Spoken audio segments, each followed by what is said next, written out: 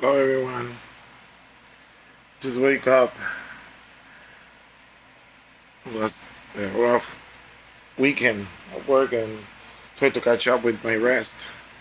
Wife still is 5:40 here. She's still sleeping. I want to wake her up for her to be able to rest. We always wake up at around 7.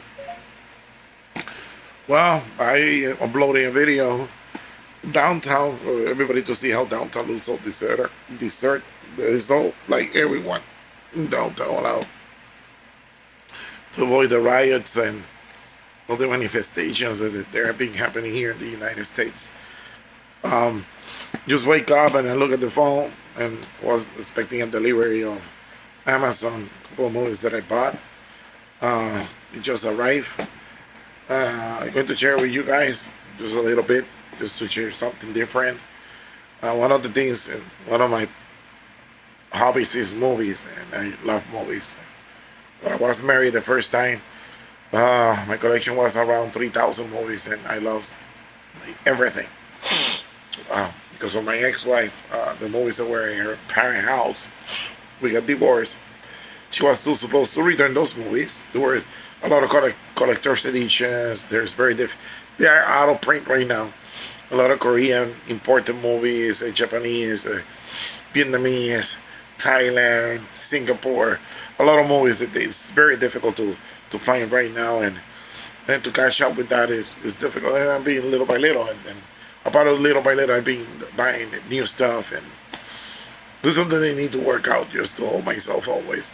When I find good prices, like I don't like to spend 20 something dollars in the movie. I try to spend like $6 or $7 when I find a movie. And but a couple of movies, When a Stranger's Call. This is a classic. I don't know if for me it's a classic. It's the 80 movies.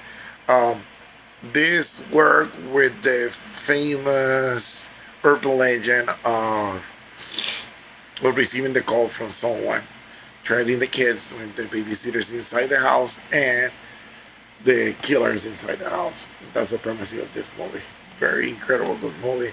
I like the sleep cover. I like simulating a VSH when it's a Blu-ray. I like that. Another one, 80 slashers that came after Friday the 13th. It was very good, well managed, and I think horror movies before they were more entertaining than the ones now, because most of the horror movies now they try to rely too much in cheap jump scares of or they're trying to use too much CGI, and I prefer the very old like makeup and like Friday the 13th when it started with the slasher Halloween. That is the super best. My favorite one all time is Halloween. But from there, from Halloween and then Friday the 13th came a lot of movies. And they start doing slasher movies based off like in holidays, like April Fool's Day, um, My Bloody Valentine, and then came this one, Happy Birthday to Me. Very good movie. Well, I say underrated slasher, but very good movie. Um, Remember, I got this in DVD. Found this only $4 in Amazon. Very good. And I like, let's say, the sleep cover simulating there. The other one is the first time that I encountered this movie. I didn't even know that this movie exists. But reading the reviews pop out, and it's from the director of the original Friday the 13th, Sean S. Cunningham. Very underrated director. Mostly produced more of the movies, but he got like mostly produced most of the movies with Wes Craven and other directors. But he's the original director of the first Friday the 13th. When he decided to do movies, he well managed the movies, and he did this one that say the New Kids. New Kids is based on these two kids that lost their parents, and they go to live with a family member, and they go to a new school. In new school, they found this group of thugs or bad boys in the school. They decide to make a bet who is going to try to sleep with her. This is her brother, and it's escalated. She started rejecting them, and they become super violent. And the movie is very interesting. It's called The New Kids. Like I said, sleep cover. Nice. I like that sleep cover. Very, very nice sleep cover. This one, Deep Star 6, is, wow, this came after, what is the ones with Alien, like many January movies after Jaws and Alien, and then merge the two together. And this type of movie, they're trying like to make a comeback. Of the Water was one of the releases that came like with that premise, like an alien esque this type of movie, like this Star 6. And let me see if I got it, because I got on the water somewhere. I got an incredible pile of movies that I need to look to work, put it on for real, and to be able to organize. One day I'm going to take a day, like a little tour, to show you the movies and the stuff that I got, like the books too. I love books, and I got a lot of books, especially Stephen King is my favorite one. Uh, Writing, the writers of all time, the best. Well, I don't find it right now, but yeah, very good movie. This movie came with Leviathan. There was another type of movie. This one is more like a creature feature movie. Leviathan too, Leviathan, but Leviathan got a little bit of Alien and The Thing at the same time. I don't know if you guys remember The Thing, that the John Carpenter, we're talking about John Carpenter thing, like this type of alien form that they can that possess and change and then substitute people. But that was the kind of with Leviathan. But this one, some more creature feature movie between Leviathan and this one. This was my favorite. I remember one time, very difficult to find, and I was able to find it. A very good movie. I'm going to today try to watch this with my wife tonight when she wake up and after she got breakfast, for us to have time together. What I do is I use this phone to do a screen, and I put it like this, and I just put it in a stand and turn on the TV, and then she can see the movie, and she watches the movie with me like that. That's one of the way that we share.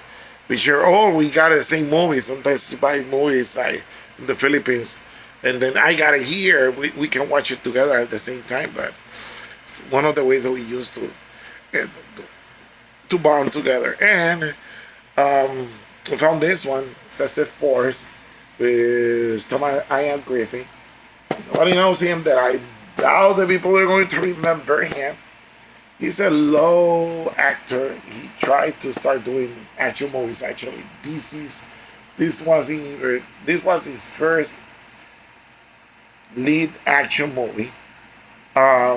Didn't go well. It's a cheesy action movie, like in turn, like when Seagal and then started doing movies, he did this movie. But people can remember him more in Karate Kid 3. Talking about Karate Kid, all movie, Karate Kid 3, and in Vampires, John Carpenter, I think one of the most underrated movies of John Carpenter is a part of, when, because people can talk about Big Trouble in Little China, Starman, other movies, but I think Vampire was a very good movie, very well done. Peter Iyer Griffin do an incredible uh, bad. He's a bad guy in the movie. I like that the way that he acted in the movie, how he did the lead vampire in that movie. Didn't use much arts for that movie, but he, and very underrated movie. But the problem with vampires, the vampires came when Blade, the first Blade, with Wesley Snipes came out. Vampires came out at the same year, and that didn't go, easy. If I'm going to see a vampire movie, I assure you I'm going to go and see Blade over Vampires. But Vampire was a very good movie. But he tried to do some action movies, and so that people can remember him. And more recently, he appears in Triple X, the first one. The first guy that appears at the beginning of the movie, like the agent appears at the beginning of the movie, like the type of James Bond, Esco. He is this actor, but very good decent movie, action movie. It was like $3 only for my action collection that I do, like an action collection. I got most of the Schwarzenegger, Stallone, like Steven Seagal, Van Damme, Dolph Lundgren,